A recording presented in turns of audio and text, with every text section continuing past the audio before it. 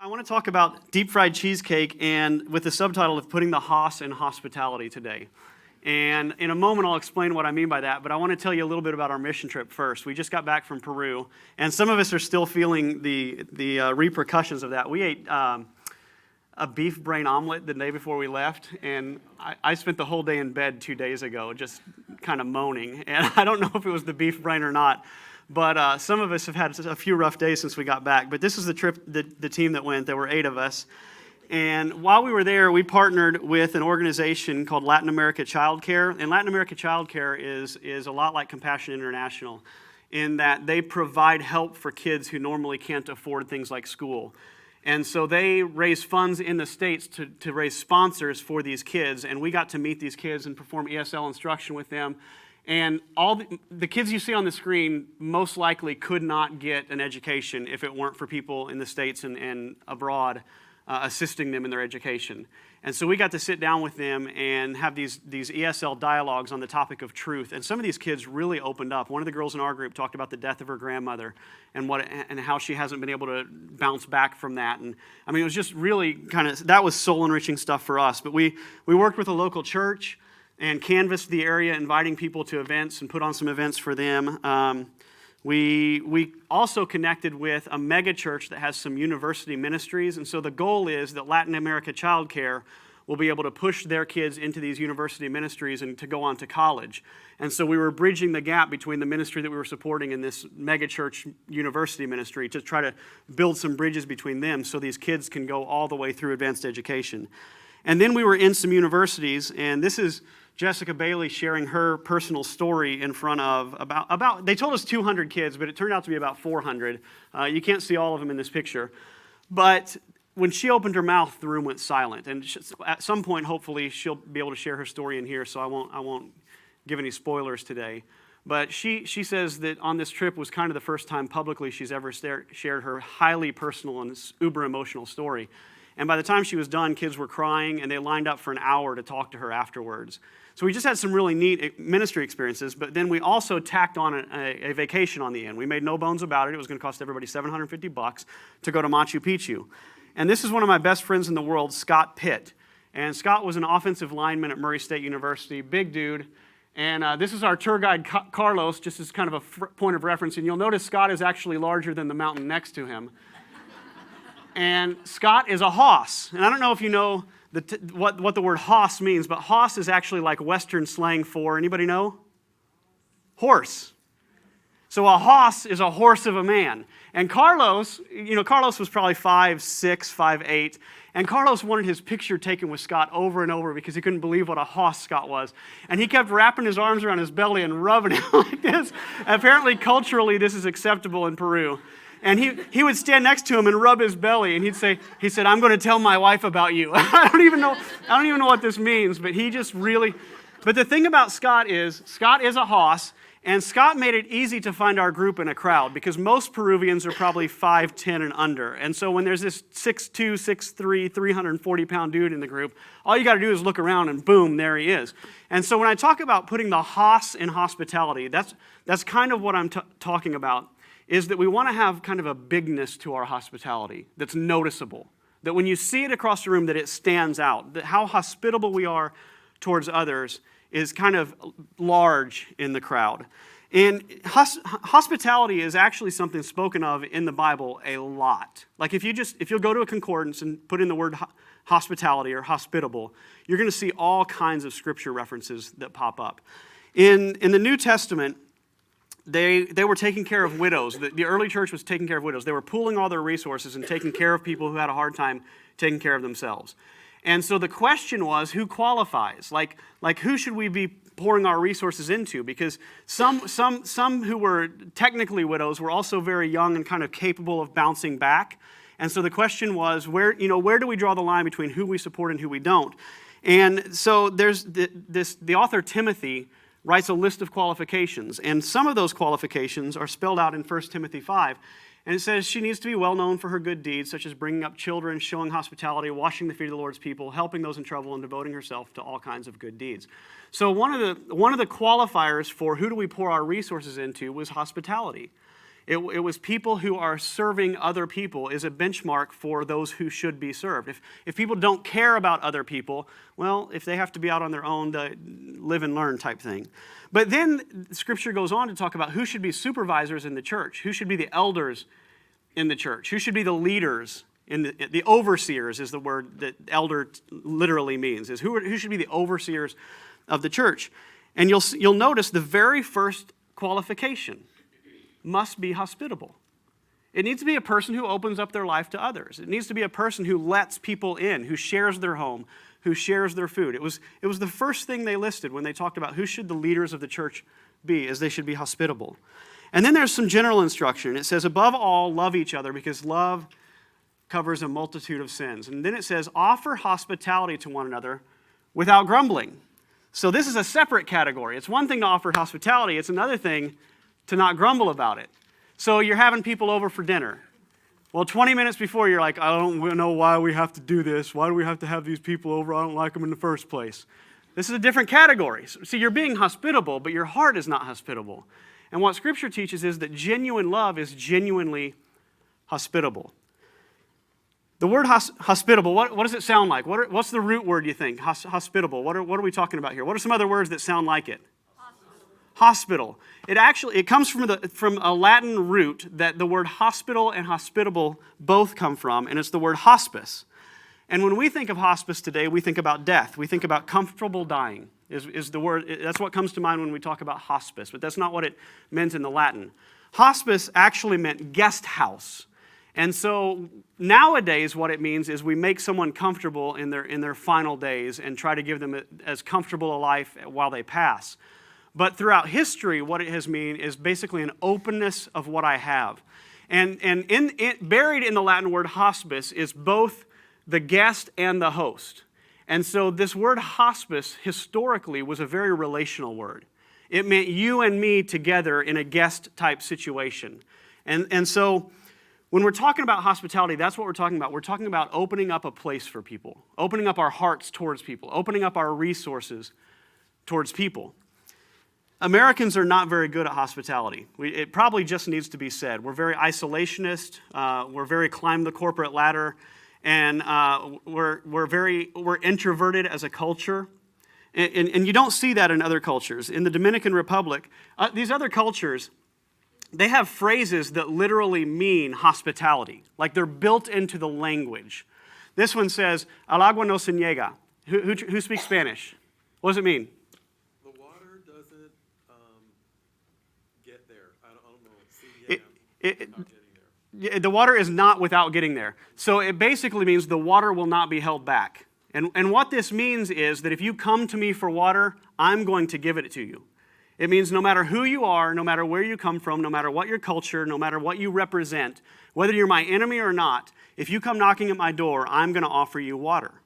And the interesting thing is a lot of Dominican Republic households have specific glasses that they hold for guests that may pop by because of this expression. It's this expression that says, if I can help satisfy you, I will. Anybody familiar with this one?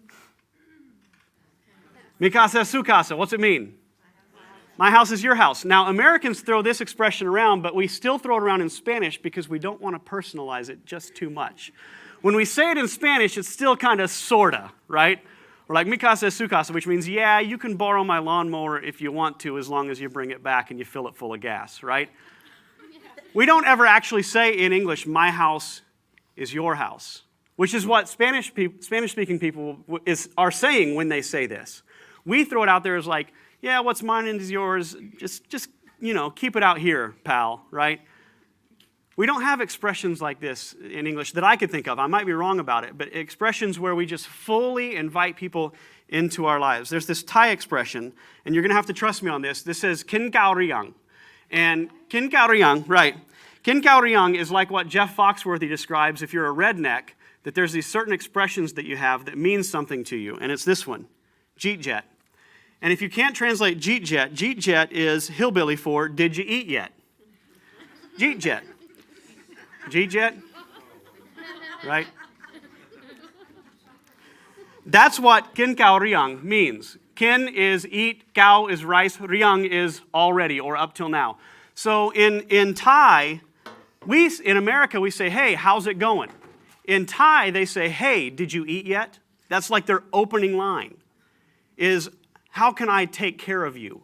And it dates back to days when rice was hard to find.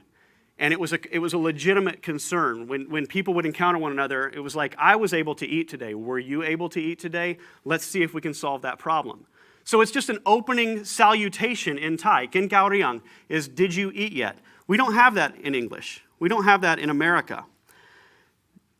The gist of the gospel of Jesus is, the foundation of the teachings of Jesus could be described in that one word of hospitality, of the hospice, of the hospital, is of taking care of people at sacrifice to oneself.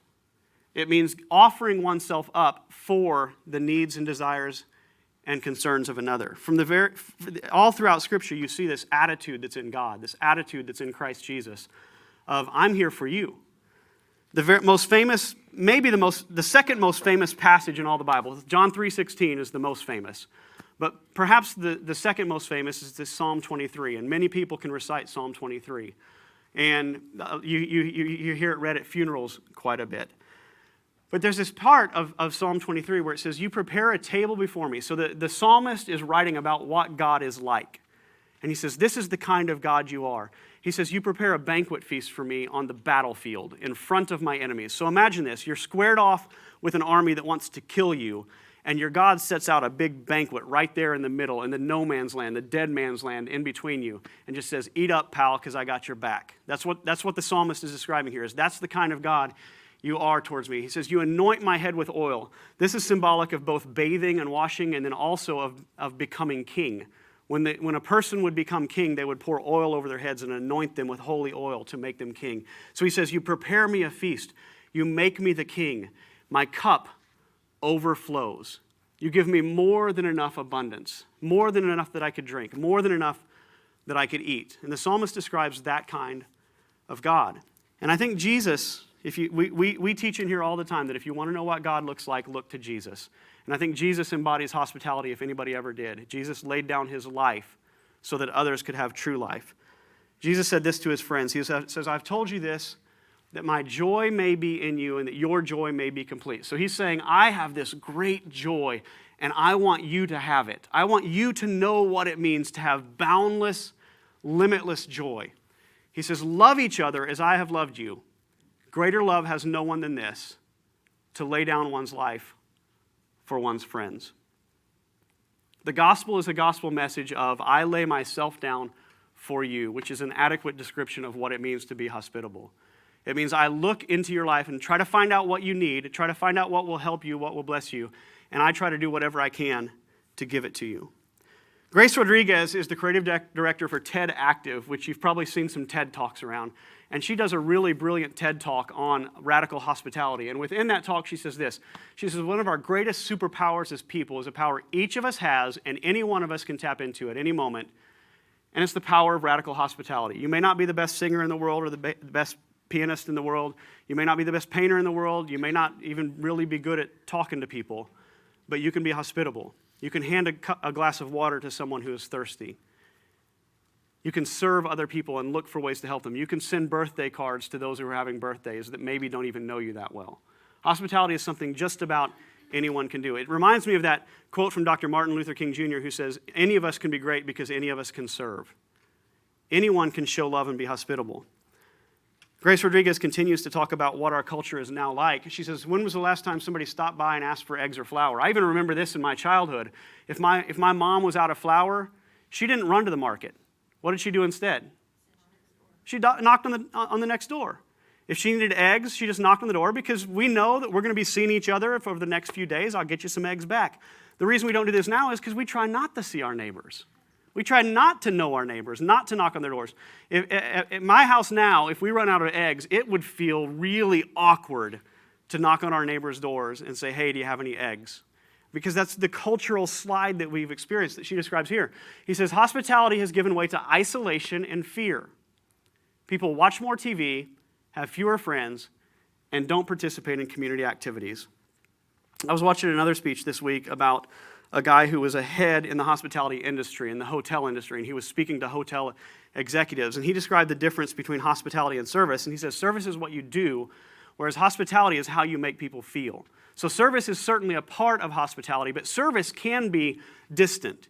You can serve somebody from a distance without getting your hands dirty. You can serve somebody from far away without actually getting emotionally involved in their lives. But I think the gospel requires that empathy, that emotional involvement in people's lives. I was fortunate enough to go on a cruise a couple years ago, and in our cabin every day, we would come in after swimming or seeing the sights or going on the islands or whatever it was we were doing, and they would have done towel origami like you see in this. So there's a brontosaurus made out of a towel on the bed there. And there was something about that made me feel really good. It was like the people, it's like I noticed the people who had been in my room while I was gone. Normally you come in, the sheets are done, the tip is gone, and it's just kind of like this service thing that happens. But hospitality breached that to make a connecting point between humans. Is that I realized there was a human being in my room that day, which some of you would be like, well, that's pretty weird. It is kind of weird if you think about it. But they had cared enough to take all these hours of training on how to make an owl out of a towel or a monkey out of a towel. And every day it was a different animal. And every day it was like, what's the elf on a shelf thing? It felt like that. It felt like somebody cared enough to entertain me. And that's kind of the difference between hospitality and service. It's like going that extra mile. It's putting the Haas in hospitality. It's making your service big. It's saying, I want to do something large for you. Not easy. I don't want to do what's easy for me. I want to make legitimate sacrifices for you. And in these dialogues with hotel execs and with Grace Rodriguez from TED Talks, you hear one expression multiple times, and it's kind of the we'll leave a light on for you type idea. It's the welcome home idea. That there's no place like home. That if you want to create hospitality, partially what you're doing is trying to give people a home. And we're all culturally, some of us literally, socially homeless in a sense. There's so many people that have no idea where they belong in culture. They have no idea who their tribe is. They have no idea who their real friends are. And hospitality says, I will be that for you. I will. And do you see how scary that is? I mean, it's terrifying to say, I will actually let you into my life. But the gospel of Jesus demands that.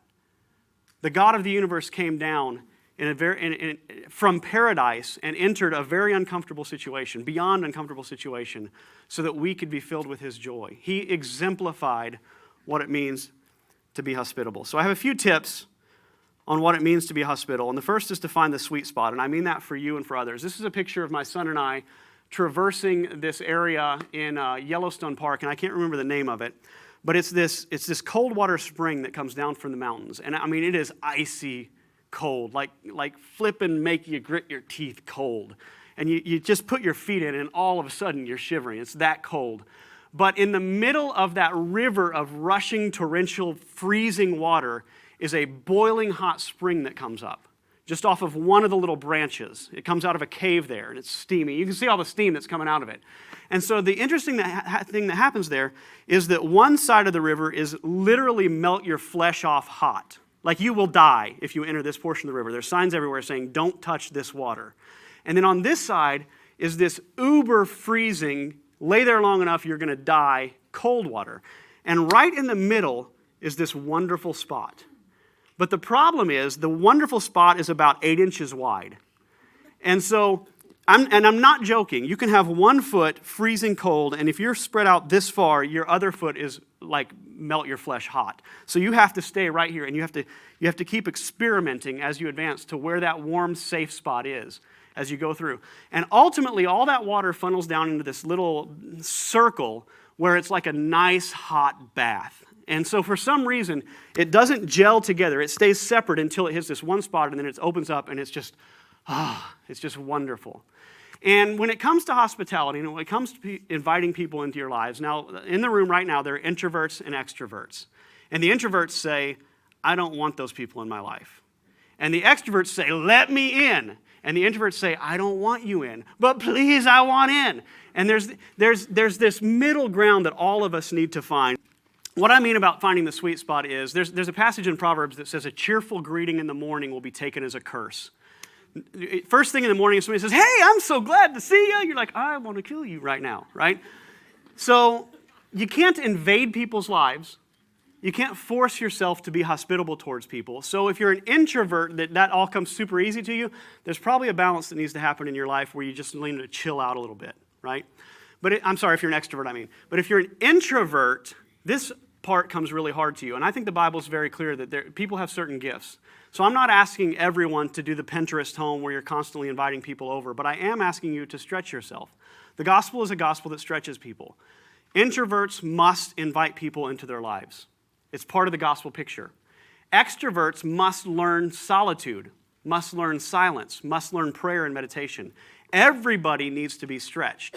And we happen to be a church built around introverts. My entire staff, we're a bunch of introverts. We show up at our staff meeting, we're like, wow, we have to hang out together today.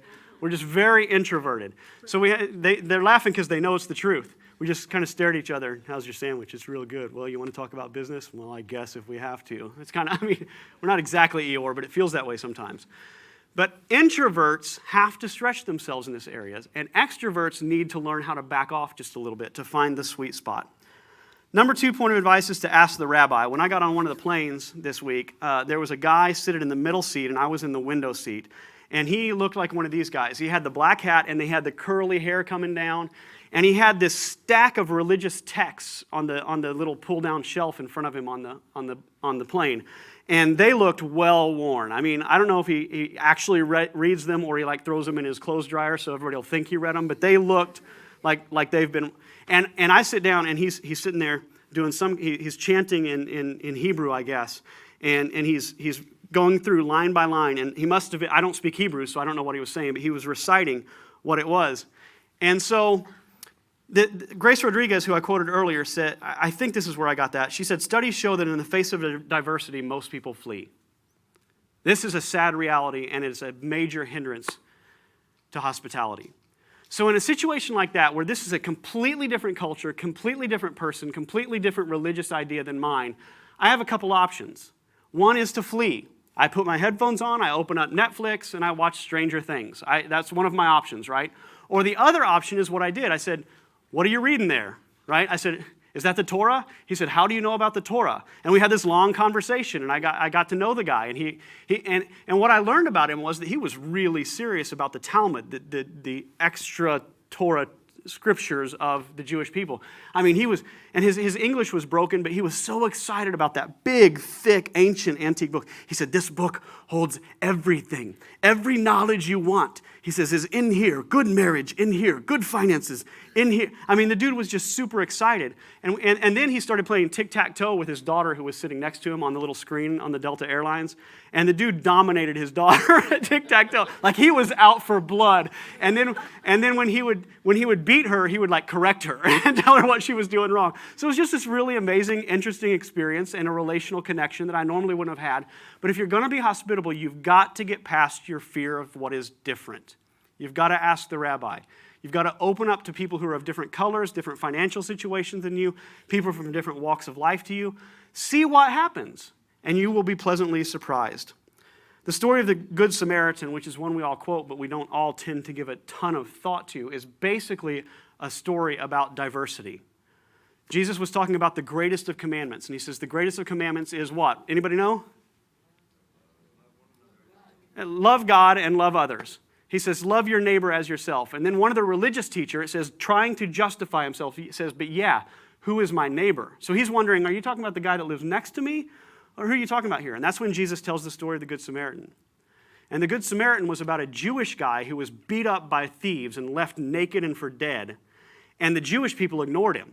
The people who were like him just kept on walking. They had Bible studies to go to. They just had too much going on to actually stop and help somebody. But it was a Samaritan. And there's no way in here we can adequately describe what that meant to them. But whatever racial division, think World War II German Jew crossing paths. Think black and white people in the on certain areas of Memphis.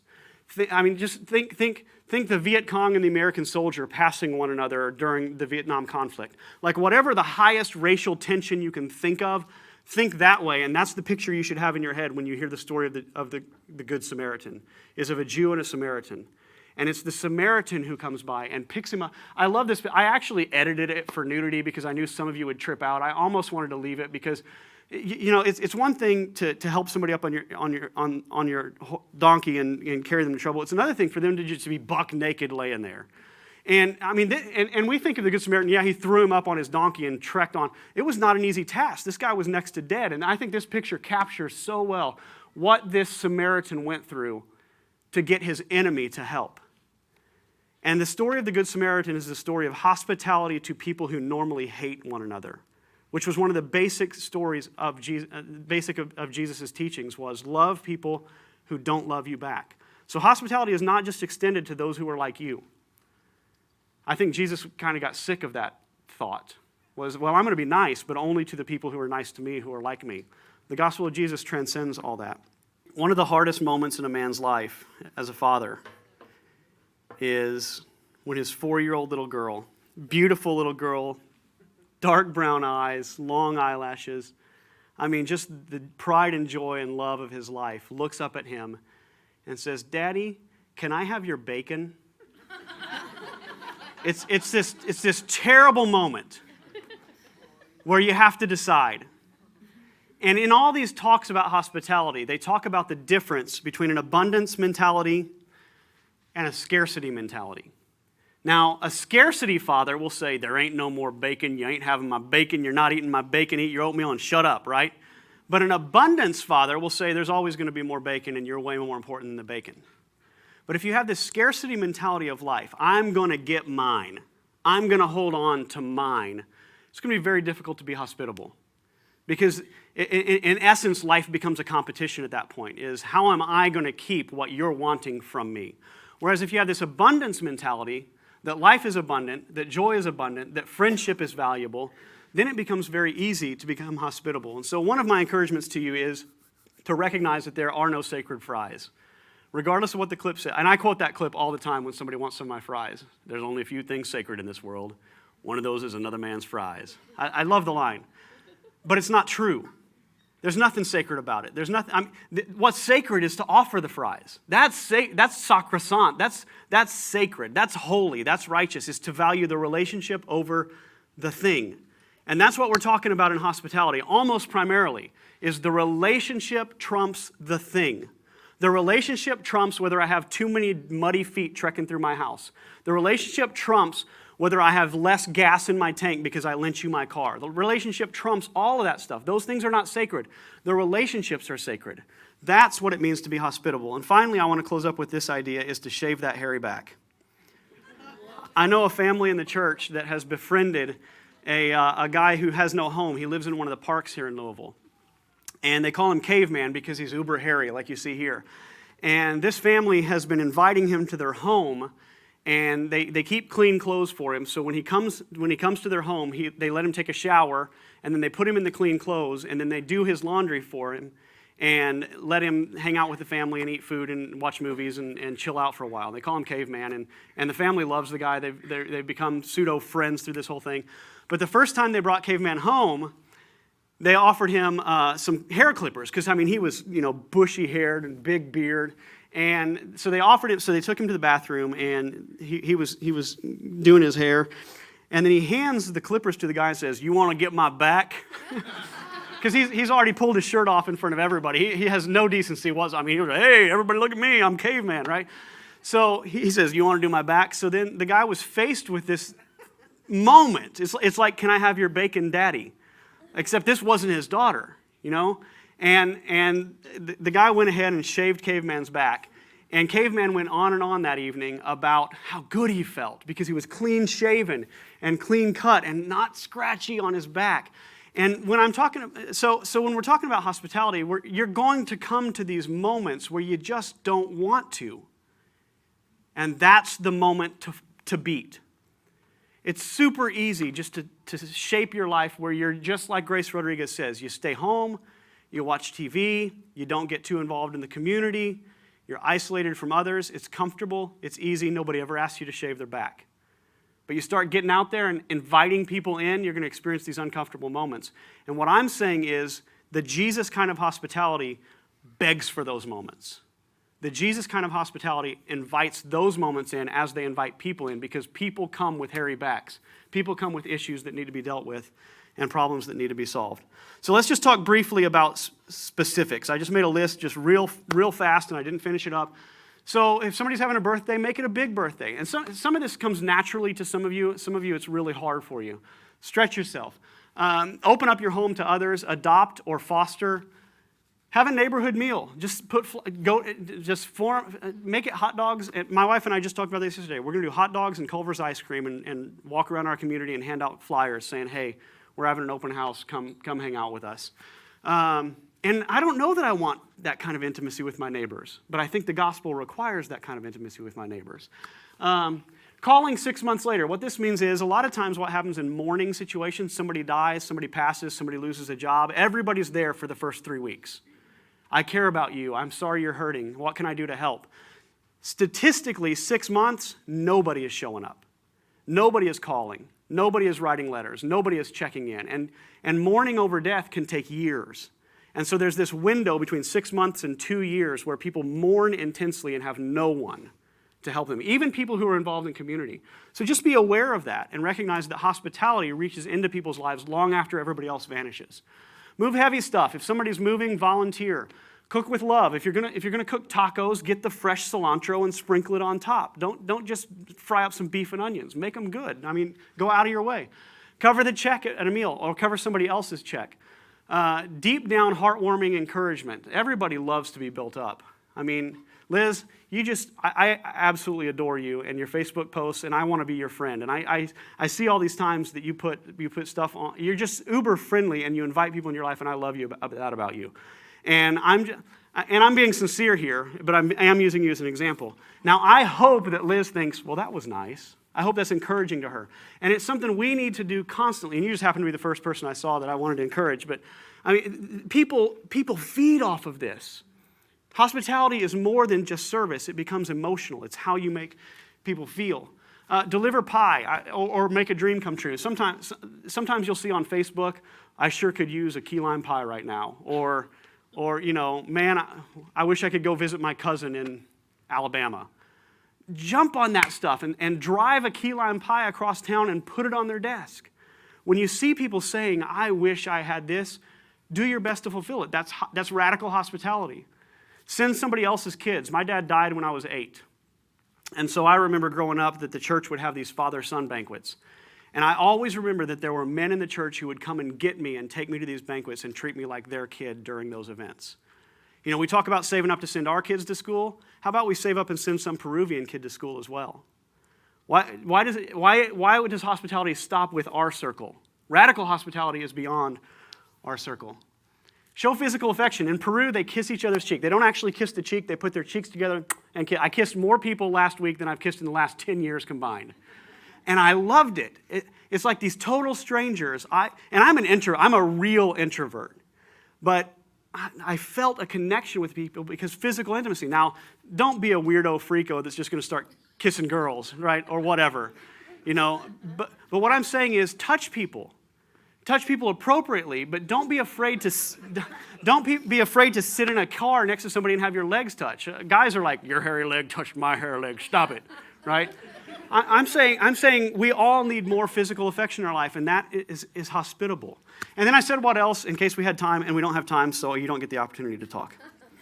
I'm going to close back with this thought about what God is like. He prepares a table for us in the presence of our enemies. He blesses us so much that our cups are overflowing with abundance. And we claim the name of Jesus. As Christians, we say we are Christ followers. We have to exemplify Christ in his hospitality that says, I will lay down my life for others. So whatever this list holds for you, all of these are uncomfortable. Adopting and fostering is a radical life change. Making someone else's dream comes true means sacrificing some dream that you have. You go through this list, there's not a single one of them that doesn't require sacrifice. And so we have to be people who will lay down our lives and sacrifice to be hospitable towards others.